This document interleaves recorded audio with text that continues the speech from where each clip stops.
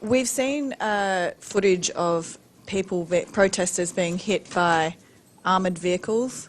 You said no one's been wounded, but we've seen footage of that. We've also heard reports from doctors that people are being treated for injuries from rubber bullets.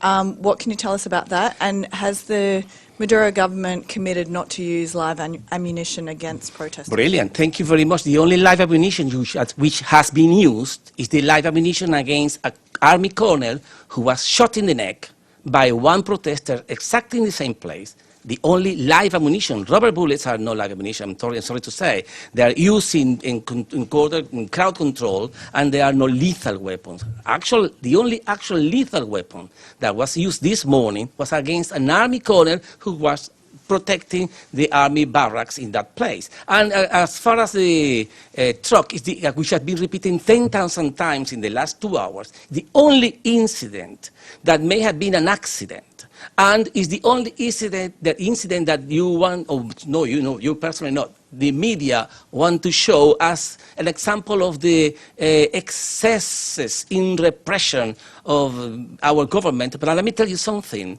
There was an attempt of a violent coup d'etat calling for an insurrection of armed forces. They were using machine guns and high-caliber weapons in that attempt, and the potential of that reckless attempt to create havoc and massive destruction in Venezuela was enormous. And it was the restraint of our government, which is used to this kind of street protest, which we can say that we were actually very fortunate to come out of it with as little damage as possible. I mean, we are proud, I am personally proud, that something as dangerous as happened this morning has finished with no lives casualties to lament. No? I'm a little confused by what you're saying, because you're saying on one hand, this was just a propaganda exercise, and on the other, you say it was extremely dangerous and could have lost lots of lives. So could you explain what seems to be a discrepancy there? No, there is no discrepancy. It's a paradox. And the second part of my question, do you now believe that President Maduro is safe in power? Will he be in power in a couple of hours' time, in a day's time, in a month's time, in a year's time? Thank you very much indeed for the question. There is no contradiction whatsoever on what just I said. I said that the potential of that action was criminally enormous, but the actual truth was nothing.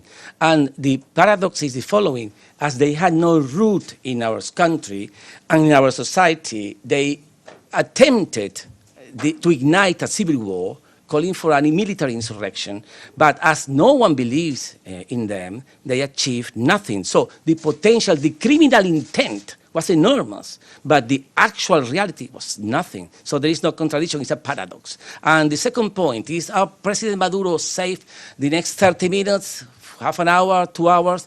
Well, let me say, if these people that they showed this morning is all they got, we are safe for the next 20 years. I mean, they have nothing. The only thing they have, which is dangerous, is the American government. That's really something to count on. I mean, we are not afraid of our people. We are afraid, or not afraid, we are cautious and vigilant on this superpower let loose around the world, wreaking havoc. And they try to do the same in Venezuela. Thank you, Ambassador, on behalf of ANCA. First of all, I would like to kindly remind that usually, per tradition of this room, the first question goes to ANCA. Thank you. My name is Valeria Robeco from ANSA Newswire. My question is on the last word of U.S. National Security Advisor John Bolton. Is just said that has called out Venezuela's defense minister, head of Supreme Court, and head of Presidential Guard, and he says that they agreed that President Maduro has to go. What's your reaction on that? Thank you. Again, propaganda. Listen, this is President Trump, by the way, the self-proclaimed president of the whole world, and also the actual self-proclaimed president of Venezuela, Mr. Trump. He's saying that he's very concerned about freedom in Venezuela. Mr. Pence also has just tweeted saying that they won't let go the fight for freedom, freedom-loving people of Venezuela who are taking to the streets today, and we are with you. I mean, these are the actual leaders. Non-Venezuelan people can believe that these are the liberators on anything. You see, are the only legitimate government of Venezuela in the United Nations.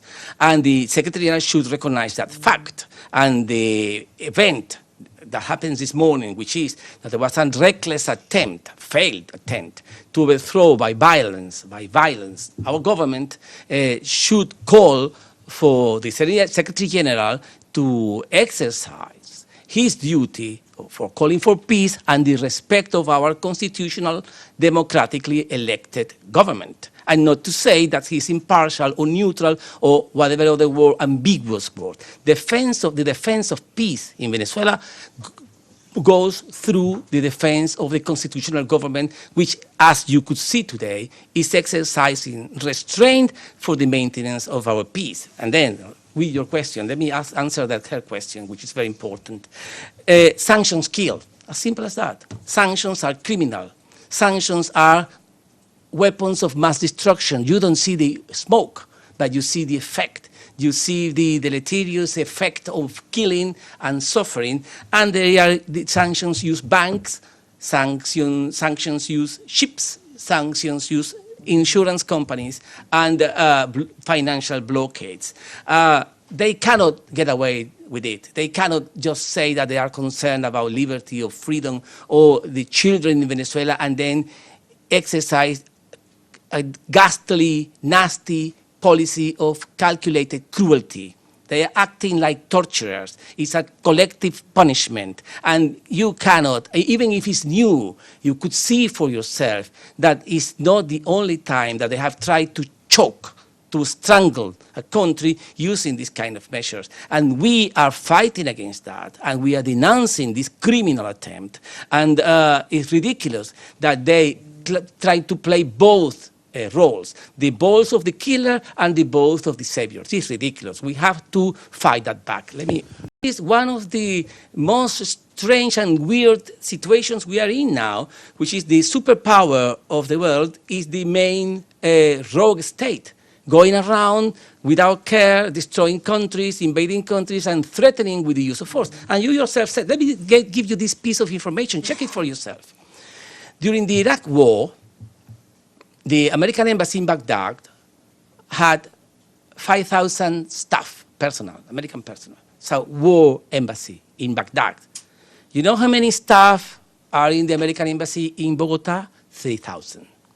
Do you think that 3,000 Americans in Bogota are working to fight for water or agriculture? This is a war embassy, I'm sorry to say. These people are planning an invasion. Ask the Americans what 3,000 staff are doing in their embassy in Bogota. It's not 3,000 soldiers that are going to invade Venezuela. No, it's not that simple. It's 3,000 planners, 3,000 intelligence officers, 3,000 trainers, 3,000 technicians, 3,000 information warfare technicians. It's a war embassy. Show me wherever in the world there are more than 3,000 Americans in one embassy.